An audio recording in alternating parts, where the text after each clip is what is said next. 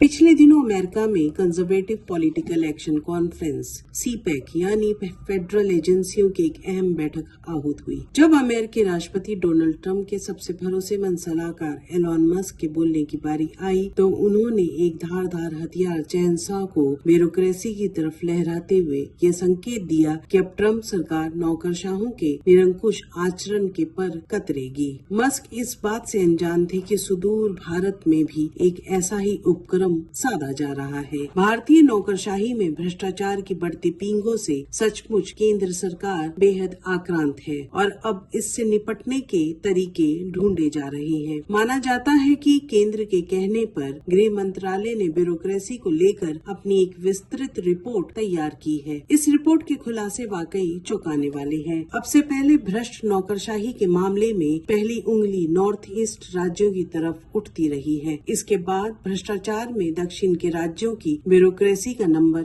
आता था, पर सूत्र बताते हैं कि गृह मंत्रालय की इस ताजा रिपोर्ट में उत्तर प्रदेश की नौकरशाही को भारत के अन्य राज्यों के मुकाबले 10 गुना तक ज्यादा भ्रष्ट बताया गया है। रिपोर्ट में यूपी के बाकायदा 30 अफसरों का ब्यौरा भी दिया गया है और बताया गया है कि कैसे ये योगी राज में चांदी कूट रहे हैं और वो भी खुलकर। वहीं राजनीतिक पर्यवेक्षक इस रिपोर्ट को योगी बनाम शाह के जंग की परिणति बता रहे हैं और कह रहे हैं कि जाने अनजाने इस रिपोर्ट के बहाने योगी को नापने की कवायद हो रही है। विदा लेती शाम ने आसमान के कोतवाल से बस यही चाहा था, जब अंधेरों का श्रृंगार किए पंख फैलाती यह रात जमीन पर उतरे तो चांद का मुंह काला ना हो, पर ना समझ मेघों ने ये भी ना होने दिया। हमारे वीडियोस को देखने के बाद लाइक और सब्सक्राइब करना बिल्कुल ना भूलें।